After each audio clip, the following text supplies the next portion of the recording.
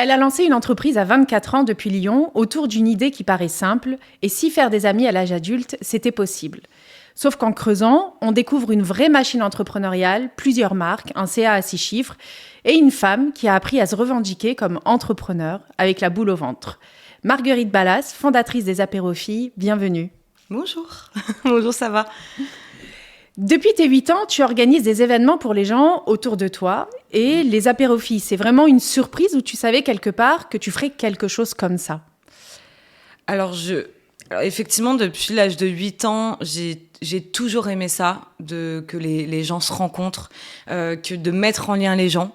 Je fais des soirées, j'ai fait ma première soirée même à 13 ans que j'ai fait payer, quand même incroyable. J'ai loué un lieu, mais j'aurais jamais cru que ça allait être mon travail parce que c'est tellement inné, c'est tellement en moi que je n'aurais jamais imaginé que je pouvais un jour vivre de ça, quelque chose qui était finalement hyper naturel. Donc honnêtement, à 8 ans, ou même toute ma vie, j'avais vraiment d'autres idées en tête professionnellement.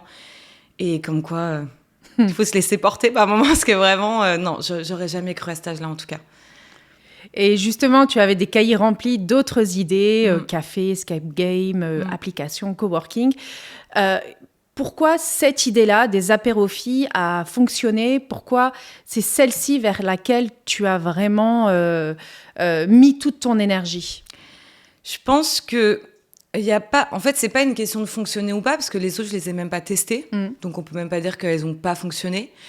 La chance que j'ai eue avec les apérophiles, parce que les apérophiles, ça a quand même un parcours assez particulier, parce qu'au départ, quand je l'ai lancé, c'était vraiment à titre personnel et récréatif. Donc, je me suis jamais posé les questions de comment je vais gagner ma vie avec ça, comment je vais développer la chose. Je l'ai pas du tout conscientisé. Et donc, ça fait que tout est arrivé assez... En fait, j'ai fait un test d'1 an et demi sans le savoir. Donc, ça fait que je n'ai même pas eu l'impatience de me dire que j'avais envie que ce soit mon travail. Donc, je pense que ça a été les apérophiles parce que c'était là, parce que finalement, c'était tellement naturel, tellement vrai, que je pense que c'est pour ça que ça a fonctionné. Alors après, on a une définition aussi de qu'est-ce que ça veut dire fonctionner. Ouais. Mais je pense que c'est cette idée-là, parce que je me suis lancée. Et j'ai pas eu peur de le faire, parce que encore une fois, je l'ai pas conscientisé. Donc j'ai même pas eu cette question de est-ce que tu as peur de te lancer dans ça? Et je pense que si à l'époque, on m'avait dit, en 2018, le jour où j'ai lancé le premier événement à titre vraiment perso, si on m'avait dit ça peut devenir ton travail, ça se trouve, je l'aurais pas fait. Tu l'aurais pas. Ah ouais, franchement, si on m'avait dit, mais tu sais que dans 5 ans, tu vas devoir avoir des vraies questions sur le budget, le machin, le truc, j'aurais dit, mais je serais pas capable, c'est sûr. Donc c'est bien, par moment, il faut être naïf, et il faut juste y aller et pas se poser de questions. Et on connaît la difficulté de créer un réseau, de fidéliser un réseau. Et malgré tout, tu as construit un CA à 6 chiffres à 28 ans autour d'un concept qu'on pourrait finalement résumer de manière très... à des apéros entre filles. Mais concrètement, comment tu as réussi à transformer ça en entreprise? Comment tu as structuré le modèle économique derrière quelque chose qui paraît aussi simple? Alors, j'ai fait beaucoup d'erreurs. Je pense que c'est ça. Je pense que j'ai structuré... C'est dur. En fait, encore aujourd'hui, je structure. C'est vraiment ce qui a été le plus dur, parce que je viens d'une idée qui... Alors, c'est vrai qu'on part quand même, juste pour remettre les bases sur les apérophiles, on part d'un concept qui est quand même extrêmement bête, qui est juste on boit un verre entre filles et on propose des activités. Je pense que tout le monde le fait en fait déjà au quotidien. Après, effectivement, d'en faire un business, c'est quelque chose qui a été très compliqué. C'est pour ça, quand je dis faire des erreurs, c'est que j'ai fait beaucoup de retours en arrière. J'ai testé beaucoup de choses. À un moment, on a testé un système un peu de franchise, sans que ce soit vraiment de la franchise, parce que bon, être franchisé, c'est aussi tout un concept. Hein, voilà. Mais donc, pour revenir à ta question de comment, sur quelque chose aussi simple, en fait, c'est de tester, d'écouter et les rencontres. Je pense que de toute façon, ma vie, s'il y a un mot, c'est les rencontres, hein, parce que même dans tous les projets que j'ai eus, peut-être qu'on parlera après de tout ce que j'ai pu tester, c'est toujours ça qui est quand même au centre. Et c'est des gens que j'ai rencontrés, et c'est là où je me suis dit, bon, bah, je vais tester là, voilà. Après, au moment où c'est devenu mon travail en 2020, où je me suis dit, OK, je lâche tout pour faire ça, je savais déjà que je voulais être dans d'autres villes, je savais que je voulais multiplier le concept. Mais si ta question, c'est comment, en fait, c'est test et échoue, quoi. Test and learn. Ouais, et vraiment, et c'est encore aujourd'hui, après 7 ans, c'est encore ça. Et aujourd'hui, tu as combien d'ambassadrices Alors aujourd'hui, on est 12, en comptant une CM, donc on est 11. Enfin, j'ai 10 ambassadrices. Après, dans ces ambassadrices, j'ai des event managers qui gèrent les agendas. Parce qu'en gros, pour expliquer la structure, c'est que on va dire, donc moi je suis en haut pour chapeauter, pour être sûr que les valeurs, que tout le fonctionnement soit respecté dans toutes les villes, parce que quand on est adhérente dans une ville, on est adhérente dans la France entière, on peut switcher sur notre profil pour pouvoir participer aux événements de partout. Je sais que le fonctionnement des APA Office est beaucoup sur le bouche à oreille, donc on se doit que les filles retrouvent la même énergie dans chaque ville. Donc moi, ça c'est vraiment mon travail. Et ensuite en dessous, on a des event managers qui gèrent les agendas, qui sont aussi ambassadrices, parce que je pense que c'est important d'être sur le terrain pour pouvoir ressentir aussi l'énergie des adhérentes pour pouvoir proposer le meilleur agenda possible. Et ensuite, on a les ambassadrices qui, elles, sont là pour chapeauter les événements. Mais en tout, donc, on est 12, là, actuellement. Énorme. Oui, beaucoup d'humains. Ouais. Beaucoup d'humains. C'est ce qui caractérise les apérophiles aujourd'hui. Beaucoup d'humains, oui. Ouais. C'est vrai, ouais. Oui. Je peux pas plus résumer que ça, effectivement. Et par rapport à ça, le système des ambassadrices par ville, c'est quoi le truc le plus difficile que tu n'avais pas anticipé ? Le recrutement. Je pense que c'est ce qu'il y a de plus dur. C'est toujours ce qu'on m'a dit quand je me suis lancée dans cette aventure. En plus, moi, j'ai jamais été salariée. Enfin, j'ai un parcours qui est quand même très particulier. J'ai pas de diplôme, donc j'ai été intermittente du spectacle avant. Donc, j'ai jamais eu une structure en tête très carrée. Donc, j'apprends toujours sur le terrain. Et le recrutement est quand même quelque chose de très particulier. Et le recrutement de quelque chose qui n'existe pas, c'est encore plus compliqué, parce que être ambassadrice, c'est un des points, c'est un rôle extrêmement important dans le concept des apérophiles. Et pourtant, elles n'ont pas un rôle qui, en tant que tel, c'est pas parce que c'est que des freelances qui sont à l'heure. Donc en vrai, elles font pas beaucoup d'heures sur le mois, mais finalement, elles vont avoir un impact immense après sur le succès dans les villes par rapport à ce qu'elles font. Et c'est de recruter quelqu'un. Au départ, tu as envie de quelqu'un qui soit comme toi, forcément. Après, j'ai appris que non, c'est pas forcément ça, et que c'est bien. Aujourd'hui, par exemple, à Lyon, on a 3 ambassadrices, les 3 sont très différentes. Mais la difficulté, c'est vraiment de quand même retrouver quelqu'un qui a c'est quand même, on parle toujours d'énergie, hein, dans les APA Office, c'est vraiment ça. Ouais. Et c'est de retrouver la même sincérité. Parce que je pense que moi, j'ai fait ce concept-là, j'ai été sincère à 100%. Et c'est vrai que c'est dur de retrouver des gens qui soient sincères autant, alors que ce n'est pas leur projet. Et je peux pas leur demander d'être impliqués autant que moi. Même si honnêtement, aujourd'hui, j'ai une team qui est énormément impliquée, et c'est ça qui fait tenir aussi sur du long terme. Mais tu vois, par exemple, la fidélisation, c'est quelque chose où au départ, je me suis dit, elles vont peut-être pas rester. Ouais. Et en fait, les filles, elles restent, parce que c'est ce qui se passe en événement. On ne peut pas l'expliquer. Et les messages que j'ai des ambassadrices à la fin des événements, c'est de dire, mais en fait, il se passe un truc de dingue. Et j'ai encore refait un événement, parce que moi, j'ai arrêté pendant pas mal de temps, parce que c'est quand même très prenant. Bien sûr. Et j'en faisais beaucoup. Moi, j'en faisais 3 à 5 par semaine pendant 3 ans, quand même.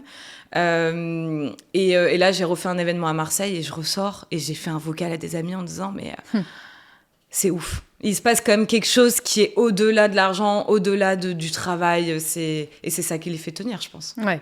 Une énergie. Ouais. T'as l'impression, en fait, tu sers à quelque chose. Ouais. Tu prends un boost d'amour, Et tu te dis, c'est hyper concret, parce que pendant les événements, tu vois des filles qui deviennent amies, qui te disent qu'elles sont parties, là encore déjà à Marseille, j'ai des filles qui sont parties au ski ensemble, alors que ça fait 1 mois qu'on a ouvert Marseille. Et tu vois tout ça et tu te dis, ah ouais, donc en fait, je sers à quelque chose. Et dans notre société, on sait que c'est quelque chose c'est un luxe de sentir qu'on a une place et que notre travail a une nécessité. Bien sûr. Moi, il y avait une story qui m'avait plutôt marquée sur le fait que tu avais décidé d'arrêter certaines villes et que c'était pas un choix facile, évidemment. Et j'avais aimé justement cette transparence et cette honnêteté de montrer ce qui va, mais de montrer aussi les points qui, malheureusement, peuvent ne pas se dérouler comme on l'imaginait. Qu'est-ce que tu pourrais dire, justement, sur ça ? Pourquoi avoir fermé certaines villes ? Qu'est-ce qui t'a poussé à ça ? Et comment tu envisages... quelles leçons ça t'a appris aussi ? Alors, il y a plein de questions dans ta question. Parce que je veux quand même dire ce qui est dur, en tout cas pour moi, je vais parler pour moi, mais je suis quelqu'un qui est très honnête. Je mens pas, c'est quelque chose qui m'intéresse pas du tout de mentir en plus. Et donc, je trouve que c'est quelque chose qui est très dur dans l'entrepreneuriat, encore plus dans ma boîte et dans ma position, parce que aujourd'hui j'ai peut-être pas un patron défini, mais j'en ai 500 en fait de patrons, parce que les adhérentes toutes m'attendent au tournant, donc c'est compliqué de dire la vérité, et en même temps on peut pas dire toute la vérité, c'est toujours compliqué, donc il faut toujours trouver un positionnement, et l'arrêt des villes est un vrai combat entre ce qu'on peut dire et ce qu'on peut pas dire pour pas faire peur aux autres filles, et qu'il y a une réalité aussi, et elles ont pas à le savoir, parce que la vérité c'est qu'elles payent pour un service qu'elles ont envie de kiffer. Bien et sûr. Que voilà. Pour répondre à la question de pourquoi je ferme des villes, comment je prends ces décisions là, depuis le début des apérophiles, on a fermé combien de villes ? On a fermé peut-être 4 ou 5 villes. À chaque fois, c'est toujours pour des raisons différentes. Mais c'est jamais parce que ça fonctionne pas. C'est toujours pour des histoires d'humains.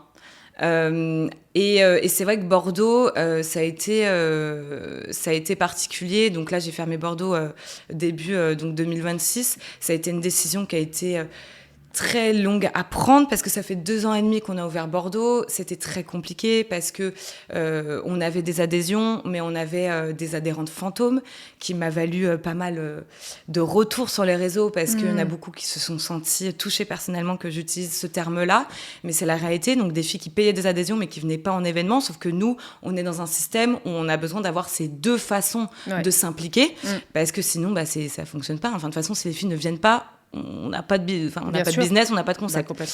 Donc, de fermer Bordeaux a été très compliqué. Et en plus de ça, quand on ferme une ville, c'est pas comme demain on ferme, je sais pas, une marque de vêtements qui va fermer une boutique parce que ça fonctionne pas. Non, en fait, nous, le problème, c'est que, enfin, le problème et la chance qu'on a, mais c'est qu'on a des gens qui mettent énormément d'énergie dans ce concept. Ouais. Et énormément d'attentes. Et quand j'ai fermé des villes, en particulier une qui a été un vrai tournant dans les apérophiles, on a une vraie déception. Et on a même j'ai reçu des messages comme quoi je les abandonnais personnellement, parce que c'est un concept, en fait, elles retrouvent pas ça ailleurs, et qu'elles se sont dit, c'est une porte d'entrée vers un nouveau chapitre de vie, et je l'entends. Bien sûr, et que ça me touche énormément d'entendre ça. Mais en fait, il y a une réalité du business derrière. Et c'est ce que j'ai dit pour Bordeaux, c'est qu'en fait, il y a un moment, oui, j'aurais pu garder Bordeaux, mais aux dépens de qui ? Aux dépens des autres villes. Aujourd'hui, ça pouvait plus tenir financièrement. Et que si c'est pour garder Bordeaux et en fait fermer toutes les villes au bout de 6 mois, ça n'a aucun intérêt. Et il y a un moment, quand tu fermes une ville, toute mon équipe est au courant. Et elles savent que j'y vais en mode kamikaze. Ouais. Je sais que ça va être très compliqué psychologiquement, parce que je vais avoir beaucoup de retours négatifs sur les réseaux, et les gens ne sont pas tendres. On sait que sur les réseaux, moi là, ça j'ai découvert. Hein. Moi je me dis encore, franchement, il n'y a rien sur moi en tant que telle, mais je me suis beaucoup fait disputer sur les réseaux, et c'est très très dur. C'est dur, ouais. Donc déjà, parce que fermer une ville, il faut s'imaginer, c'est un échec. Hein. Enfin, il y a rien d'intéressant et de kiffant quand on ferme une ville. Et en plus de ça, on se prend quelque chose de personnel en pleine face.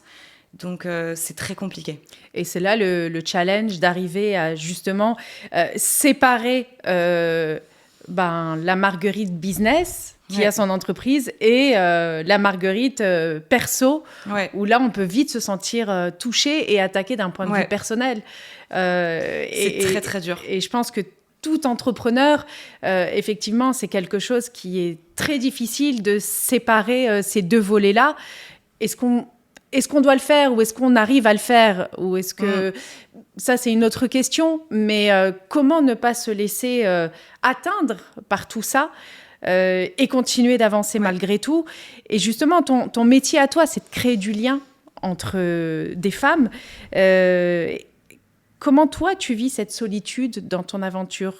Comment tu arrives à sortir de cette solitude-là, de cet isolement-là? Est-ce que tu t'es créé un cercle de soutien? Comment tu arrives, toi, au quotidien? Alors, encore une fois, je vais répondre à 2 questions. Ouais. Je vais réagir. Parce qu'effectivement, je trouve que cette question de dissocier entre ce que tu es et le business, je pense que c'est la chose la plus dure aujourd'hui que je vis au quotidien. Encore plus, parce qu'encore une fois, c'est très particulier. Je suis dans un business qui est un concept qui est très particulier parce que c'est tellement moi que j'ai mis dans cette boîte que chaque retour que j'ai, c'est moi qui le prends. Et c'est une erreur. Hein. Moi, je sais que plein de gens autour de moi me disent il faut vraiment... J'arrive pas à déléguer le SAV. Je commence doucement, mais c'est très dur. Et c'est ça qui peut me faire vraiment tout arrêter du jour au lendemain parce qu'en fait, je n'en peux plus et que j'arrive pas à dissocier. Et ça, c'est un vrai travail que j'essaye de faire et qui va avec cette idée de s'imposer en tant que... j'ai même du mal à le dire, tu vois, en tant que businesswoman, en tant qu'entrepreneur, et ça, c'est encore un positionnement, on en parlera, mais qui est très compliqué. Donc, c'est de faire cette dissociation-là. Et pour le côté seul, la solitude, alors, c'est vrai que c'est très ironique parce que je suis dans un combat perpétuel entre... Je suis énormément sollicitée. Énormément entourée. Je pense que je vois un nombre de gens. Là, j'ai vraiment diminué. Enfin, les événements, j'ai arrêté parce qu'en fait, je voyais des centaines de personnes par mois. Et donc, j'étais très, très entourée. Et en même temps, honnêtement, cette histoire, cette aventure a été j'ai jamais été aussi seule dans ma vie que dans cette aventure-là. En plus, moi, je suis partie seule. Enfin, j'ai pas d'associé, ce qui est assez rare, finalement. J'ai pas de mec. Donc, même quand j'en ai eu un, finalement, personne ne comprend. Honnêtement, en plus de ça, les gens comprennent pas mon travail parce que y a encore ce côté c'est un petit groupe. Ça, combien de fois je l'aide? Tu montes ton petit business, c'est mignon, mais sinon tu fais quoi à côté? Donc en fait, je suis vraiment toute seule dans la prise de décision et je pense que c'est ça qui est le plus dur. C'est en même temps être sursollicitée. Donc j'ai besoin d'être seule physiquement pour me recentrer. Et j'y arrive pas, hein. Honnêtement, je suis sollicitée sans cesse, que ce soit par mon équipe, que ce soit par Instagram, etc. Et en même temps, je suis seule. Et il y a personne qui comprendra. Et tous mes proches essaient de m'aider, mais c'est très dur. Personne ne peut me dire.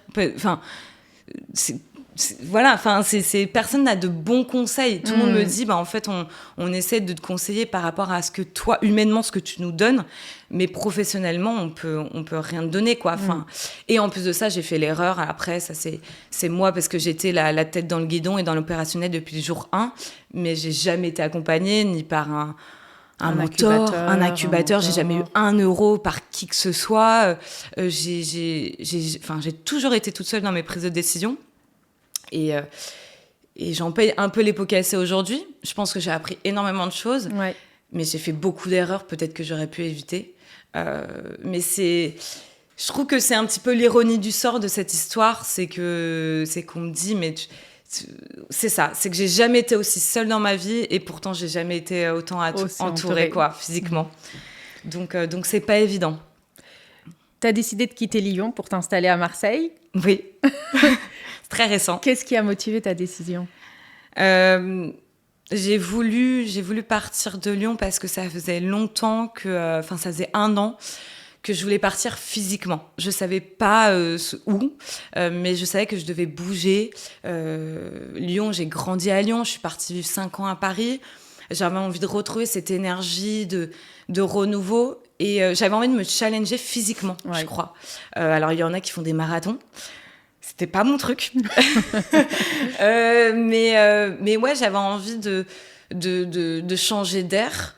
Alors bien sûr que c'est pas en changeant d'air que tout change dans ta tête, mais j'avais envie aussi de retrouver cette position que mes adhérentes ont, qui est d'aller dans une ville où je connaissais. Alors à Marseille, j'ai quand même mes 2 très bonnes amies qui sont là-bas, mais ça n'empêche que je n'ai aucun repère. Je ne connais pas cette ville.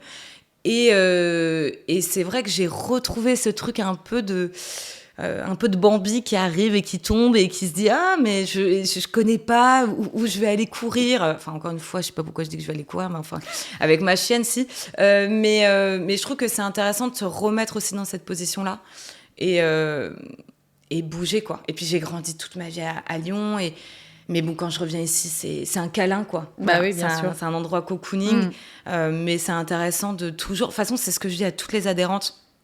Après, les apérophiles reflètent quelque chose de très particulier chez les gens qui nous rejoignent, que ce soit ou les adhérentes ou les gens en interne. Mais il faut toujours sortir de sa zone de confort, il faut toujours se challenger. Et il faut pas s'engluer dans quelque chose. Donc, ou tu le fais en rencontrant de nouvelles personnes, en changeant de travail, en quittant la personne que tu as envie de quitter depuis longtemps, la ville, etc. Et je le prône, donc il fallait aussi que je le fasse. Et moi, ça faisait longtemps que je voulais le faire, donc il y a un moment, il faut le faire. En plus, j'ai eu des très bonnes circonstances, donc je l'ai fait. Et puis, en plus, j'ai la chance d'avoir un boulot où je peux le faire de n'importe où, donc il fallait que je le fasse. Quand je t'entends parler, j'ai l'impression que... dans la vie comme dans le travail, c'est une question de cycle. Ouais. Et qu'aujourd'hui, tu te retrouvais peut-être à une fin de cycle ou à quelque chose qui te demandait, qui te poussait à changer. On est une année en 1, on n'oublie pas. Exactement. Non, mais ouais, tout à fait. Tout à fait. De toute façon, tout n'est que cycle et chapitre et instinct. Et je pense que c'est ça. Moi, si je devais résumer toute ma vie professionnelle, ça n'a été que ça. J'ai arrêté mes études un peu du jour au lendemain, alors que tout le monde me disait que c'était une énorme bêtise. Sauf qu'en fait, il y a un moment, j'ai dit, non, mais en fait, je le sens. C'est mon instinct, il faut que je fasse ça. Les apérophiles, c'était pareil. Et là, partir de Marseille, c'était pareil. Ouais. Fermer une ville, il y a un moment, tu as des chiffres, mais il y a un moment, pourquoi tu le fais maintenant ? Mais parce qu'en fait, de toute façon, ton corps, c'est mieux que toi. Donc, de toute manière, il faut juste l'écouter. Et après, il faut avoir le courage il faut avoir le courage d'oser, quoi. C'est toujours pareil. Dans ces 6 années, depuis la création des apérophiles, quel moment tu retiendrais sur celui qui t'a le plus ébranlé ? Alors, je pense que le moment qui a été le plus dur, c'est vraiment la fermeture d'Aix-en-Provence. Ok. Ça a été une décision qui a été très, très, très difficile, qu'il l'est encore. C'est pour ça que quand j'en parle, je suis toujours très émue. Mais c'est toujours quelque chose qui est dur parce que avec les apérophiles, j'ai appris... C'est toujours une histoire de dualité. On est toujours... c'est marrant, mais j'ai appris que ce qu'il y avait de plus beau, c'était vraiment l'humain. Ouais. C'est magnifique. Enfin, j'ai eu des relations. Moi aussi, j'ai rencontré des gens exceptionnels avec les apérophiles qui sont devenus mes amis. Et en même temps, l'humain est la chose la plus complexe, la plus difficile. Et c'est vrai que je suis arrivée dans cette aventure, moi, c'est ce que je te disais, je suis arrivée moi, c'est-à-dire hyper spontanée, hyper vraie. Et en fait, c'est un business. Et c'est vrai qu'on peut être... La fermeture d'Aix-en-Provence a été un moment où en fait j'ai compris que c'était qu'en fait tout ça n'était que comment dire, c'était comment on pourrait dire ça, mais ça a été un choix entre ce que j'étais et ce que je produisais, c'est-à-dire qu'il y a un moment on choisit entre l'argent et ses valeurs.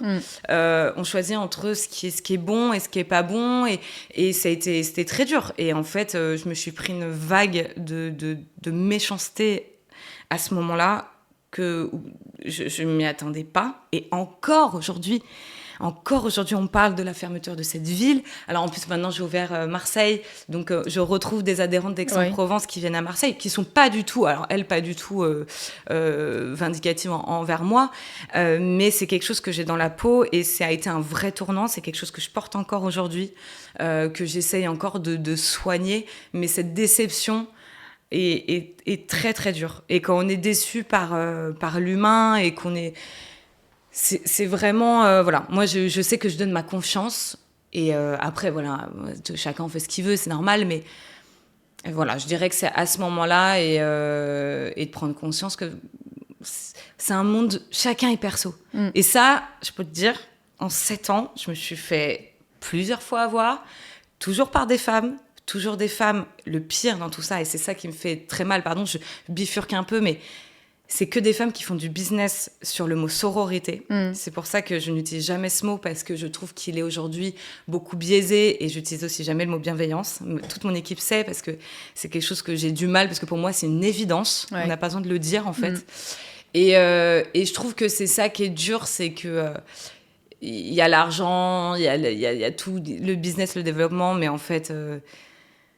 il faut être armé pour se dire que du jour au lendemain, on peut te la faire à l'envers et chacun pense à soi. Et en même temps, est-ce qu'on peut en vouloir aux gens ? Chacun a sa vie et chacun pense à son intérêt. Donc, chacun a sa propre réalité. Exactement. Ouais. Et on ne se définit pas par ça non plus, bien évidemment.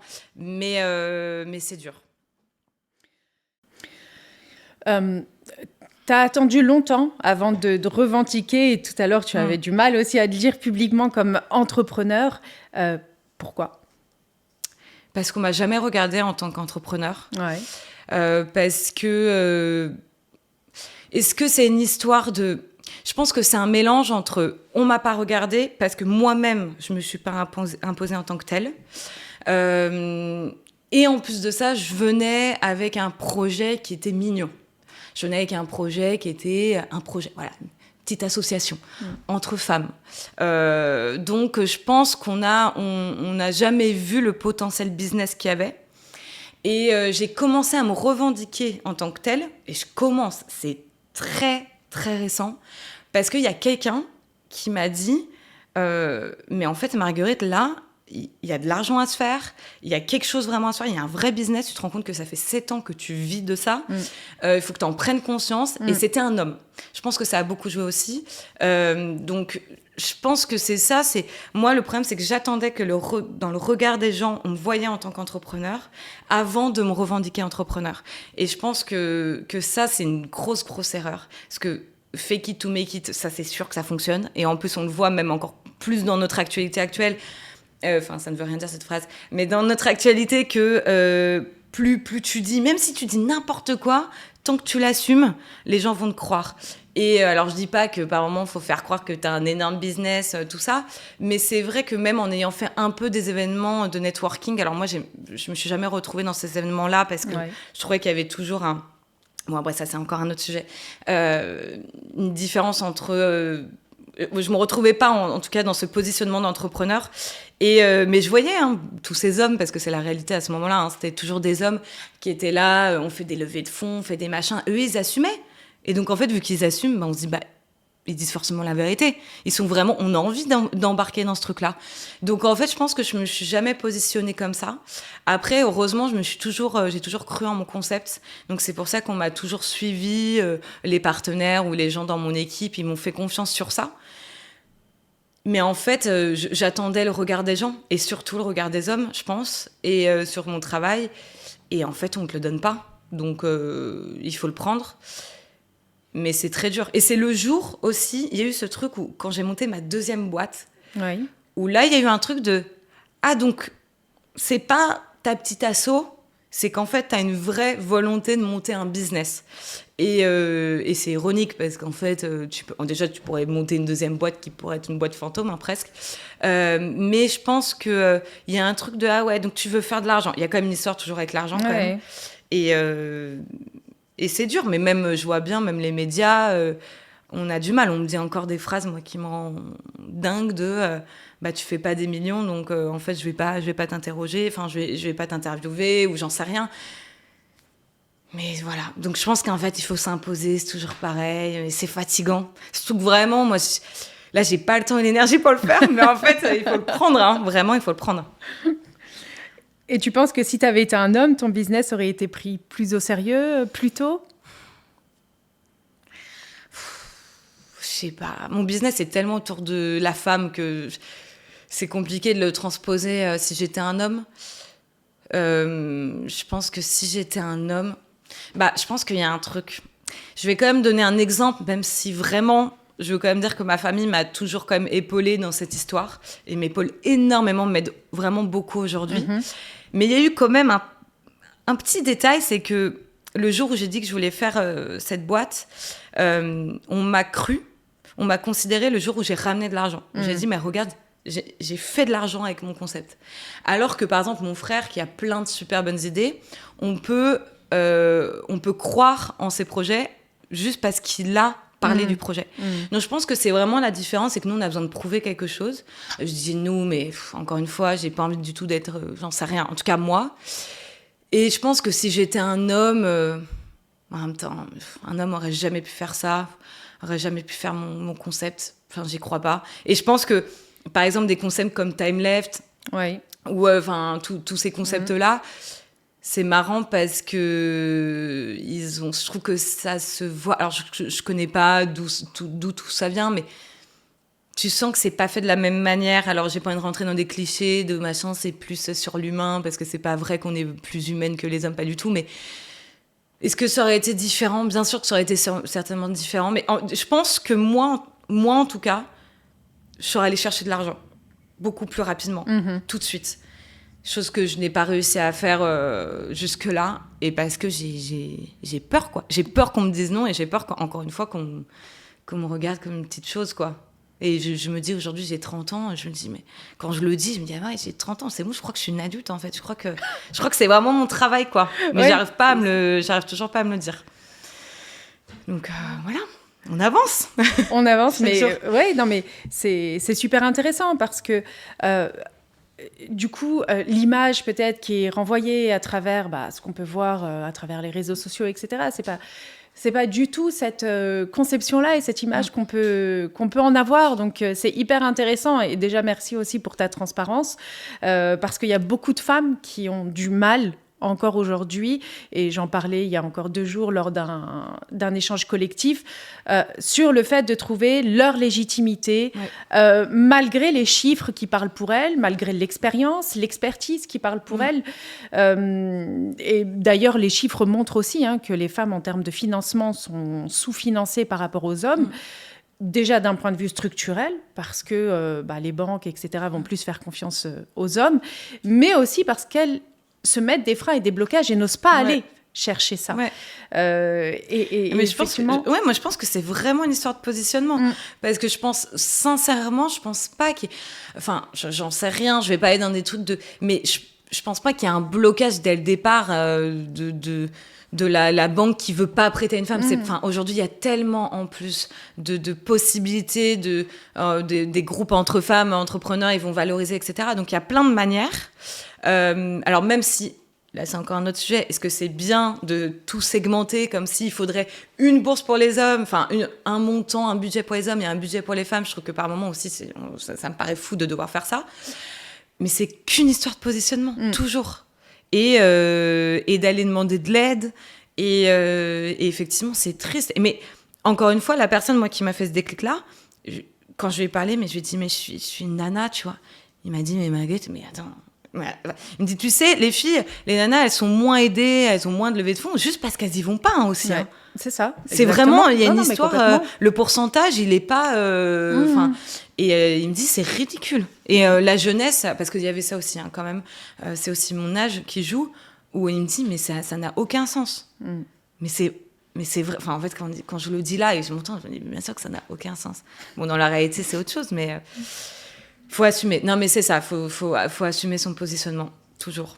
Et tout, il se regardait dans le miroir, hein. Il faut se le dire, il faut se convaincre. C'est un long travail. Ouais. Et justement, le fait d'en parler, de montrer aussi ses failles, je pense que ça peut aussi inspirer et transmettre des messages intéressants. Et peut-être que toi, ça t'apportera un petit déblocage. J'espère.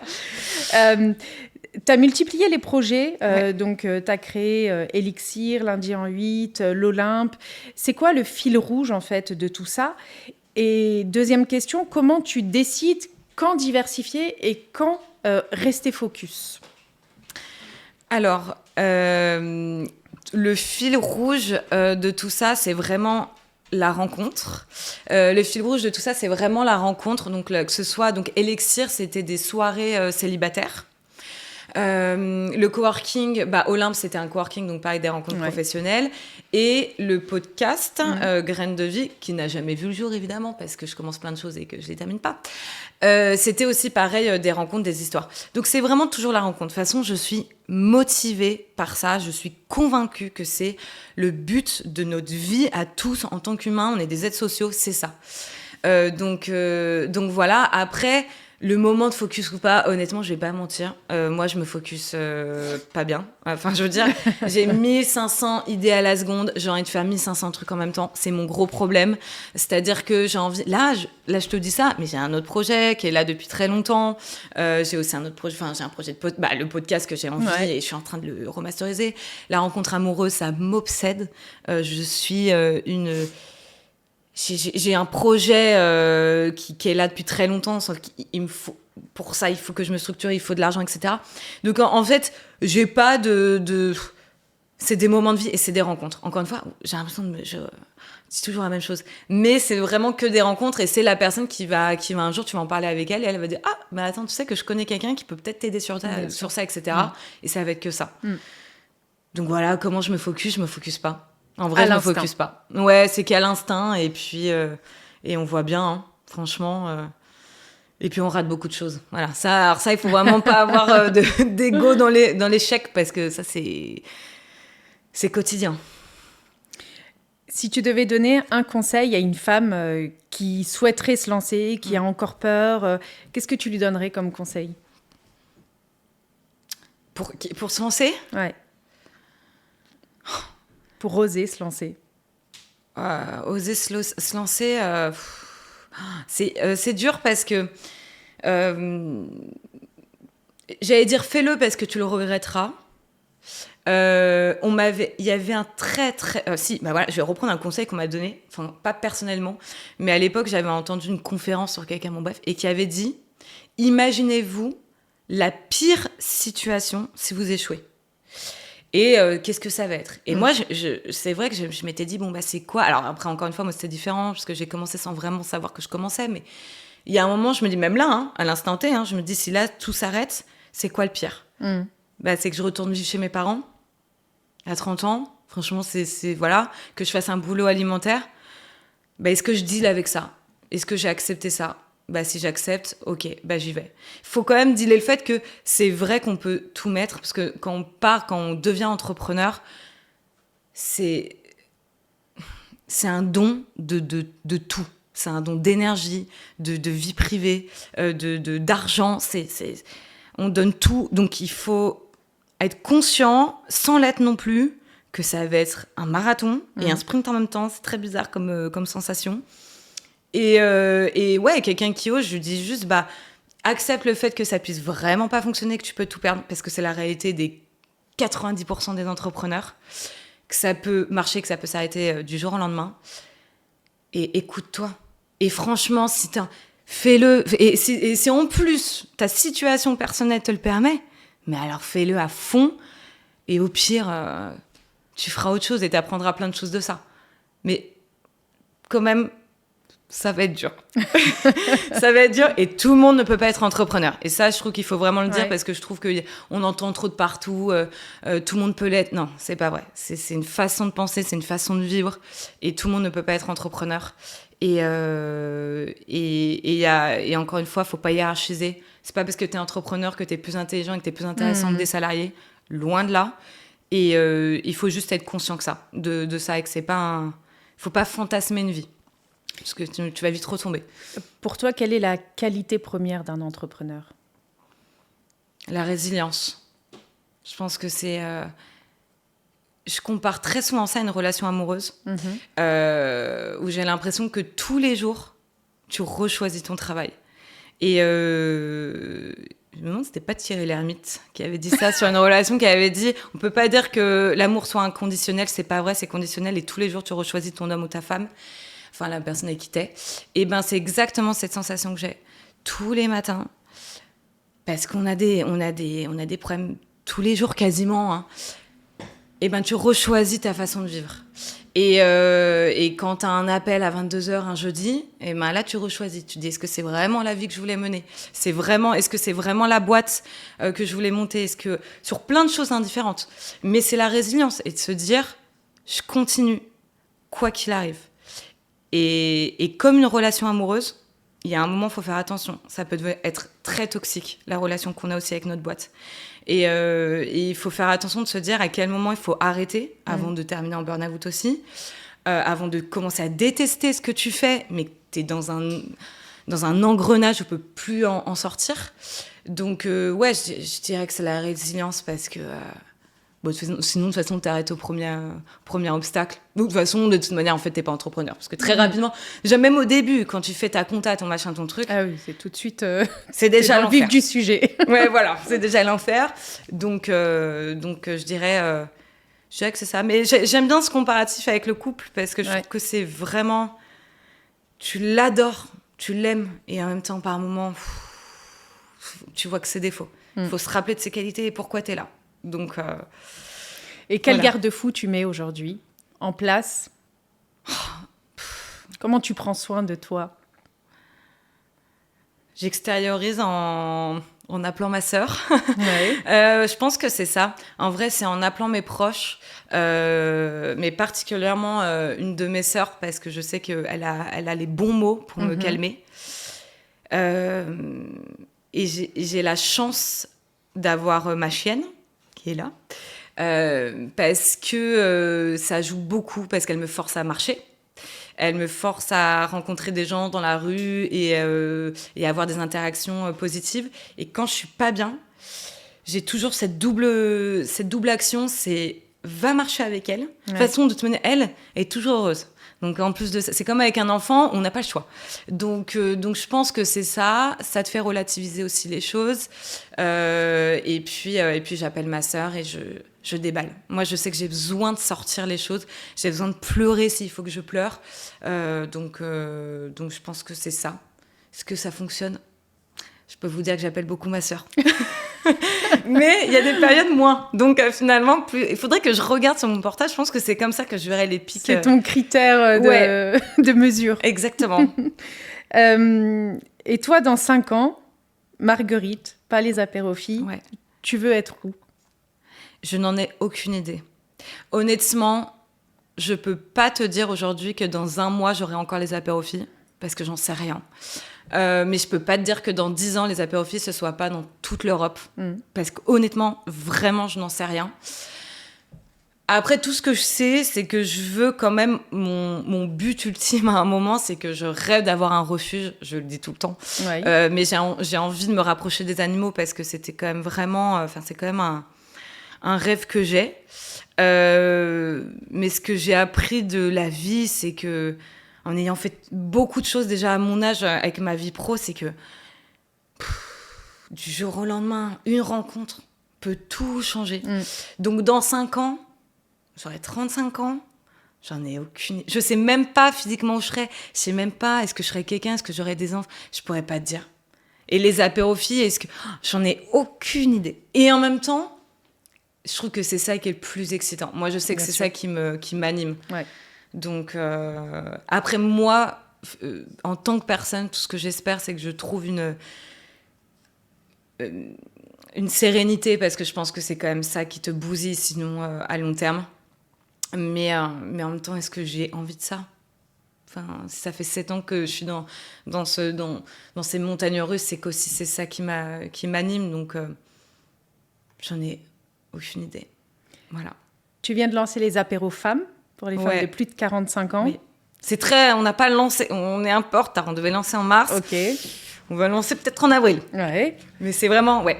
Qu'est-ce qui a motivé ça? Alors, l'idée en elle-même, elle est là depuis très longtemps. Parce que ça fait depuis tout début qu'on me demande. Et puis, c'est une cible qui est hyper intéressante. Parce que donc, c'est les apérophiles pour les, on va dire, 45-60. Donc, je m'arrête. Non, tu restes ici. non, t'es pas à la maison, t'es pas chez ta mère. Ah merde, on a un petit peu de retard. Ah mince, je suis désolée, on va aller vite. Assieds-toi. Non, c'est nous, on a pris un peu de retard. C'est l'esprit. Je sais plus où on en était, oui, les mais les apérofemmes, ouais. L'idée, donc pour les apérofemmes, l'idée était déjà là, présente depuis longtemps, parce que c'était quelque chose qui me paraissait assez évident de proposer le concept, et j'aimerais le proposer pour toutes les tranches d'âge, hein, parce qu'à tout âge, on peut rencontrer de nouvelles personnes. Et après, c'est vraiment une rencontre pro, c'est quelqu'un dans mon équipe qui m'a redonné aussi cette énergie de me relancer dans ce challenge-là, et qui fait qu'aujourd'hui, on a envie de le proposer à des femmes, voilà, entre 45 et 60 ans. Mais c'est vraiment récent. Là, j'ai l'impression de parler encore d'un projet. Mais l'idée, après, c'est de tester à Lyon. Et hop, on arrive dans toutes les villes. De dupliquer. Exactement. Quel mot, quelle énergie tu aurais envie de partager à celles qui t'écoutent aujourd'hui pour finir et finaliser ce podcast? Je dirais... je vais redire toujours la même chose, hein, mais c'est toujours pareil. Allez vers les gens, allez vers les autres. Surtout, ne vous enfermez pas dans les algorithmes. Moi, ce qui me fait très peur dans ce que je vois autour de moi, tous mes concurrents, je dis concurrents, parce qu'est-ce qu'on peut appeler ça des concurrents, parce qu'on n'est pas du tout dans la même échelle pour beaucoup de choses, mais sur le même créneau, mais de partout. Ce n'est que rencontrer des gens en fonction de l'algorithme que vous allez nourrir, etc. Et c'est vraiment pas là où vous allez avoir les plus belles histoires. Les plus belles rencontres, les plus belles aventures, c'est la personne qui vient pas de votre milieu, qui n'ont pas votre âge, qui ne pensent pas la même chose que vous.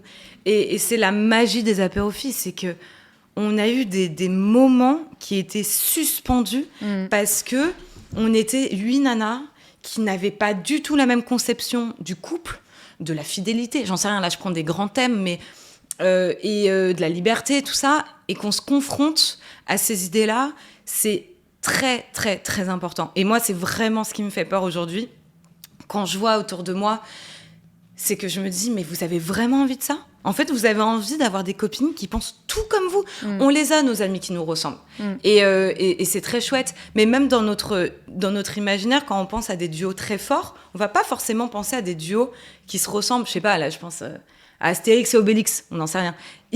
Je suis sûre qu'ils pensent pas la même chose, ils ont pas des mêmes avis sur tout, ou j'en sais rien, ou on est toujours ému d'une personne âgée qui va être amie avec une jeune, mais parce que c'est ça la vie, en fait, c'est de se nourrir des différences. Ouais, on dirait une Miss France, mais c'est vraiment ça, et je trouve que c'est ça qui manque dans tout le marché de la rencontre, et franchement, ça m'angoisse un peu. Donc, je dirais, pour résumer, à toutes les filles qui peuvent m'entendre, et les hommes aussi, hein, pas sûr qu'ils soient nombreux à écouter potentiellement ce que je dis, mais oser aller vers l'autre, parler dans la rue, parler dans le train. Le train, franchement, moi, à chaque fois que je prends le train, pardon, je digresse, mais à chaque fois que je prends le train, j'ai une interaction. Et je la décide pas, hein, mais en fait, c'est parce que tu ouvres ton visage, tu regardes les gens, tu fais un sourire. J'ai un chien, ça aide. Mais c'est ça, et tu verras que des choses incroyables peuvent arriver. Et vraiment, on est là pour ça. Je pense qu'on est là sur cette terre, c'est pour faire des rencontres et se nourrir des autres. Donc, les apérophiles sont évidemment une bonne alternative à ça, mais il y a plein d'autres aussi façons de le faire.